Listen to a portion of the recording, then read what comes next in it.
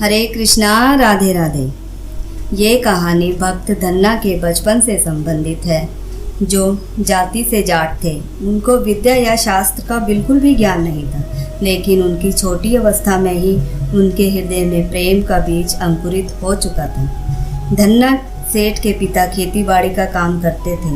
वो भी ज़्यादा पढ़े लिखे नहीं थे, पर उनका हृदय बहुत सरल था। वह संतों और महात्माओं की सेवा किया करते थे।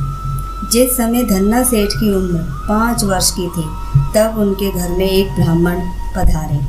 उन्होंने अपने हाथ में कुएं का जल सींच कर स्नान किया और अपनी झोली से एक शालिग्राम जी की मूर्ति निकाली और उसकी अच्छे से पूजा की और भोग लगाकर स्वयं भोजन किया। बालक धन्ना यह सब कौतुक देख रहा था। उनका भी यह मन हुआ कि ऐसी ही मूर्ति मेरे पास भी होती तो मैं भी उसकी इसी तरह से पूजा किया करता। धन्ना सेठ ने स्वयं ही ब्राह्मण के पास जाकर वैसी ही मूर्ति के लिए याचना की।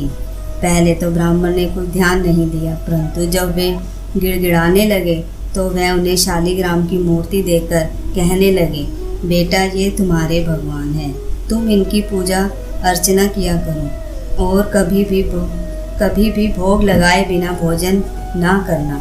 ब्राह्मण देवता की ये बात धन्ना सेठ को लग गई। अब क्या था, धन्ना सेठ के आनंद का तो पार ही ना था। वह सुबह जल्दी उठते और सूर्य निकलने के पहले ही स्वयं स्नान करके अपने भगवान को स्नान कराते, चंदन लगाते, तुलसी चढ़ाते, पूजा आरती करते। जब उनकी माता उनको खाने के लिए बाजरे की रोटी देती तो वह उसे भगवान के आगे रख कर आँखें मूंद लेते और बीच बीच में आँखें खोलकर देख लेते कि भगवान ने भोग लगाना शुरू किया भी है या नहीं। जब बहुत देर हो जाती तो भगवान भोग नहीं लगाते। वह बहुत प्रार्थना करता और इतने पे भी भगवान भोग नहीं लगाते तो वह यह समझते कि भगवान अवश्य ही मुझसे नाराज़ होंगे, इसीलिए भगवान भोग नहीं लगा रहे हैं। मैं कैसे भोजन प्राप्त करूं जब मेरे भगवान ही भोग नहीं लगा रहे हैं। ऐसे ही कई दिन बीत गए। धन्ना जाट अत्यधिक दुर्बल हो गया। उनकी चलने फिरने की ताकत भी बहुत कम हो गई और आंखों से आंसुओं की धारा बहने लगी। अब तो भगवान का आसन भी हिलने लगा। भगवान उसकी और परीक्षा लेना नहीं चाहते थे और प्रभु ने द्रवित होकर एक मनमोहिनी मूर्त धारण करके उसके सामने प्रकट हो गए और भक्त की रोटी का भोग लगाने लगे। जब भगवान आधी से अधिक रोटी खा चुके तो धन्ना ने भगवान का हाथ पकड़ लिया और कहने लगे, भगवान इतने दिनों तक तो आप पधारे नहीं, अब आप आए हो तो क्या आप सारी रोटी अकेले ही खा जाओगे? क्या मुझे जरा सा भी प्रसाद नहीं दोगे अपना? तब भगवान ने उसे बची हुई रोटी का प्रसाद दिया। तब धन्ना जाट ने प्रसाद ग्रहण किया।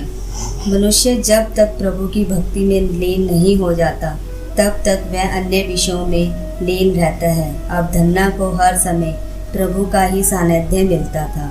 एक क्षण के लिए भी वह प्रभु से दूर नहीं रहता था। जब वह प्रभु को अपने हृदय में नहीं देखता था तो वह मूर्छित हो जाता था। एक दिन धन्ना जी के वे ब्राह्मण गुरु फिर से धन्ना सेठ के घर आए और पूछा, क्यों ठाकुर जी की सेवा तुम करते हो या नहीं?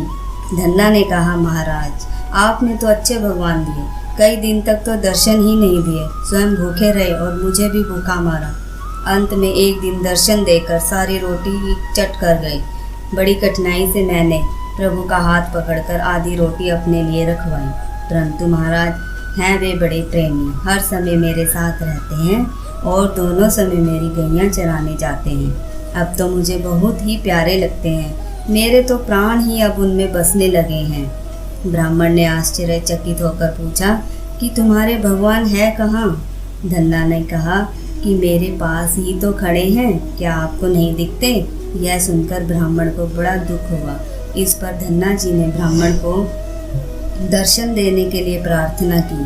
उनकी प्रार्थना पर संतुष्ट होकर भगवान ने धन्ना को ब्राह्मण की गोद में बैठाकर अपने शरीर से स्पर्श उस पवित्र करके दिव्य नेत्रों को भी प्रदान किया।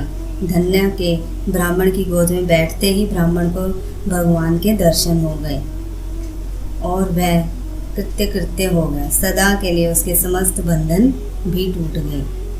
भगवान बस प्रेम के भूखे हैं, उन्हें प्रेम के अलावा कुछ भी नहीं चाहिए। इसलिए अंत में मैं यही कहना चाहूँगी कि भक्त के वश में है भगवान, भगत के वश में है भगवान। जीवन में समय जैसा भी हो, अपनों का साथ बड़ा आवश्यक होता है। सुख हो तो बढ़ जाता है, दुख हो तो बढ़ जाता है। राधे राधे राधे।